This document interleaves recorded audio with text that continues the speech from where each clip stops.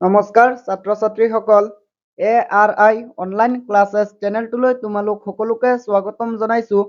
আজি মই তোমালোকৰ লগত ক্লাছ 7ৰ সমাজ বিচিত্ৰাৰ চেপ্টাৰ 11 প্ৰশাসন ৰাজতন্ত্ৰৰ পৰা গণতন্ত্ৰলৈ নামৰ পাঠটোৰ প্ৰশ্নৰ উত্তৰসমূহ আলোচনা কৰিম।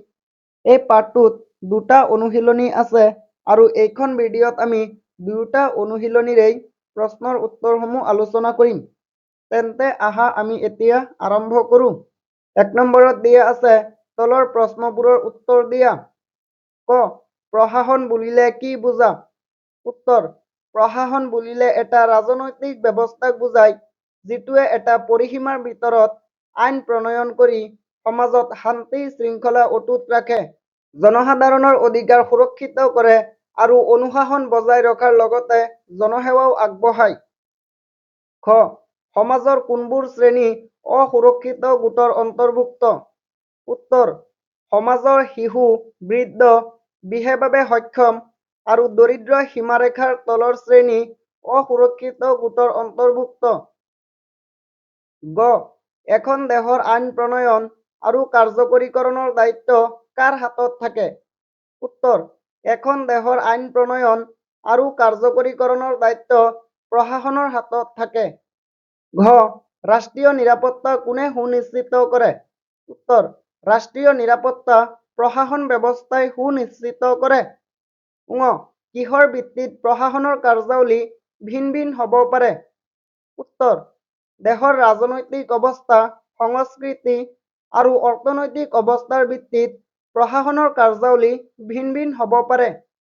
2 নম্বৰ প্ৰশ্নটো হ'ল প্ৰশাসনে কৰা জনসেৱামূলক কামৰ 3টা উদাহৰণ দিয়া। উত্তৰ প্ৰশাসনে কৰা 3টা জনসেৱামূলক কাম হ'ল: 1 প্ৰশাসনে আইন প্ৰণয়ন কৰি সমাজত শান্তি শৃংখলা অটুট ৰাখে। 2 প্ৰশাসনে ৰাষ্ট্ৰীয় নিৰাপত্তা সুনিশ্চিত কৰে। 3 প্ৰশাসনে শিক্ষা, স্বাস্থ্য আদিৰ দৰে অত্যাৱশ্যকীয় সেৱাৰ ব্যৱস্থা কৰে। 3 নম্বৰ প্ৰশ্নটো হ'ল বিদ্যালয় পৰিচালনা আৰু প্ৰশাসনৰ মাজত কি কি মিল আছে? উত্তৰ বিদ্যালয় পৰিচালনা আৰু প্ৰশাসনৰ মাজত থকা মিলসমূহ হ'ল: 1 বিদ্যালয় এখন পৰিচালনাৰ বাবে কিছুমান নীতি নিয়ম আছে। ঠিক সেইদৰে প্ৰশাসন ব্যৱস্থা পৰিচালনাৰ বাবেও কিছুমান নীতি নিয়ম আছে। 2 বিদ্যালয়ৰ বিভিন্ন কামৰ বাবে বেলেগ বেলেগ পদবী থাকে। ঠিক সেইদৰে প্ৰশাসনৰ বিভিন্ন কামৰ বাবে বেলেগ বেলেগ ভাগ থাকে। 3 বিদ্যালয় এখন পৰিচালনাৰ বাবে পৰিচালনা সমিতি থাকে। ঠিক সেইদৰে ৰাষ্ট্ৰ এখন প্ৰশাসন ব্যৱস্থাই পৰিচালনা কৰে। 4 নম্বৰ প্ৰশ্নটো হ'ল প্ৰশাসনৰ উল্লেখযোগ্য কাৰ্যবোৰ বৰ্ণনা কৰা।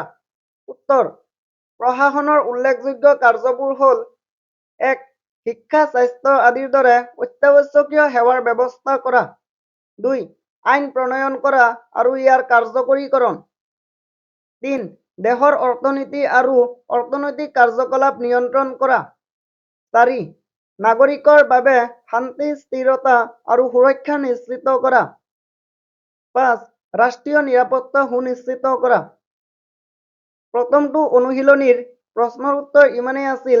এতিয়া আমি দ্বিতীয়টো অনুশীলনীৰ প্ৰশ্নৰ উত্তৰসমূহ আলোচনা কৰিম। 1 নম্বৰত দিয়া আছে তলৰ প্ৰশ্নবোৰৰ উত্তৰ দিয়া। ক বৰ্তমান কোন দেশত সাংবিধানিক ৰাজতন্ত্ৰৰ প্ৰচলন আছে? উত্তৰ বৰ্তমান ইউনাইটেড কিংডমত সাংবিধানিক ৰাজতন্ত্ৰৰ প্ৰচলন আছে। খ সংসদীয় গণতন্ত্ৰৰ প্ৰচলন থকা এখন দেশৰ নাম লিখা। উত্তৰ সংসদীয় গণতন্ত্ৰৰ প্ৰচলন থকা এখন দেশ হ'ল ভাৰত। গ প্ৰাচীন গ্ৰীচৰ এথেন্সত কেনেধৰণৰ শাসন ব্যৱস্থা আছিল? উত্তৰ প্ৰাচীন গ্ৰীচৰ এথেন্সত প্ৰত্যক্ষ গণতান্ত্ৰিক শাসন ব্যৱস্থা আছিল। ঘ জনজাতীয় বা বংশগত প্ৰশাসনৰ এটা উদাহৰণ দিয়া। উত্তৰ জনজাতীয় বা বংশগত প্ৰশাসনৰ এটা উদাহৰণ হ'ল আফ্ৰিকাৰ জনজাতীয় সমাজ। ঙ অভিজাততন্ত্ৰৰ প্ৰচলন থকা এখন দেশৰ নাম লিখা। উত্তৰ অভিজাততন্ত্ৰৰ প্ৰচলন থকা এখন দেশ হ'ল ইংলেণ্ড। প্ৰথম চ সাম্যবাদৰ প্ৰচলন থকা এখন দেশৰ নাম লিখা। উত্তৰ সাম্যবাদৰ প্ৰচলন থকা এখন দেশ হ'ল চীন। দ্বিতীয় চ আমেৰিকা যুক্তৰাষ্ট্ৰত কেতিয়া গণতন্ত্ৰ প্ৰতিষ্ঠা হৈছিল? উত্তৰ আমেৰিকা যুক্তৰাষ্ট্ৰত 1787 খ্ৰীষ্টাব্দত গণতন্ত্ৰ প্ৰতিষ্ঠা হৈছিল। বৰ্গীয় জ বিশ্বৰ সৰ্ববৃহৎ গণতান্ত্ৰিক দেশৰ নাম লিখা। উত্তৰ বিশ্বৰ সৰ্ববৃহৎ গণতান্ত্ৰিক দেশ হ'ল ভাৰত। 2 নম্বৰ প্ৰশ্নটো হ'ল আব্ৰাহাম লিংকনৰ গণতন্ত্ৰ সম্পৰ্কীয় উক্তিটো কি?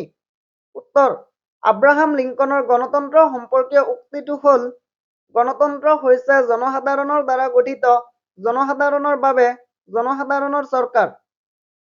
3 নম্বৰ প্ৰশ্নটো হ'ল গণতন্ত্ৰৰ মূল নীতিকেইটা কি কি? উত্তৰ গণতন্ত্ৰৰ মূল নীতিকেইটা হ'ল সমতা, স্বাধীনতা, ন্যায়, জন অংশগ্ৰহণ আৰু মুক্ত নিৰ্বাচন। 4 নম্বৰ প্ৰশ্নটো হ'ল গণতন্ত্ৰৰ বৈশিষ্ট্যবোৰ আলোচনা কৰা। উত্তৰ গণতন্ত্ৰৰ বৈশিষ্ট্যবোৰ হ'ল 1. গণতন্ত্ৰত জনসাধাৰণৰ অংশগ্ৰহণৰ সুবিধা থাকে। 2. গণতন্ত্ৰত জনসাধাৰণৰ প্ৰতি চৰকাৰ দায়বদ্ধ হৈ থাকে। 3. গণতন্ত্ৰত চৰকাৰে প্ৰদান কৰা সকলো সুবিধা জনসাধাৰণে সমানে লাভ কৰাৰ অধিকাৰ থাকে। 4.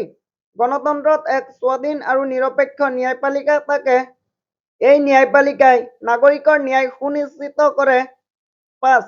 গণতন্ত্ৰত মানৱ অধিকাৰৰ প্ৰতি সন্মান জনোৱা হয়। 5 নম্বৰ প্ৰশ্নটো হ'ল গণতন্ত্ৰ কিয় জনপ্ৰিয় প্ৰশাসন হিচাপে স্বীকৃত হৈছে? উত্তৰ গণতন্ত্ৰ এনে এক ব্যৱস্থা য'ত জনসাধাৰণে প্ৰত্যক্ষ বা পৰোক্ষভাৱে শাসন ব্যৱস্থাত অংশগ্ৰহণ কৰি নিজৰ মতামত প্ৰকাশ কৰিব পাৰে আৰু নিৰ্বাচিত চৰকাৰক দায়বদ্ধ কৰিব পাৰে। সেয়েহে গণতন্ত্ৰ জনপ্ৰিয় প্ৰশাসন হিচাপে স্বীকৃত হৈছে। ছাত্ৰ-ছাত্ৰীসকল ভিডিঅ'টোৰ জৰিয়তে যদি তোমালোকে অলপ হ'লেও উপকৃত হৈছা ভিডিঅ'টো লাইক কৰিবা, বন্ধু বান্ধৱীৰ সৈতে শ্বেয়াৰ কৰিবা আৰু এনে ধৰণৰ প্ৰশ্নৰ উত্তৰসমূহ পাই থাকিবলৈ চেনেলটো ছাবস্ক্ৰাইব কৰিবা।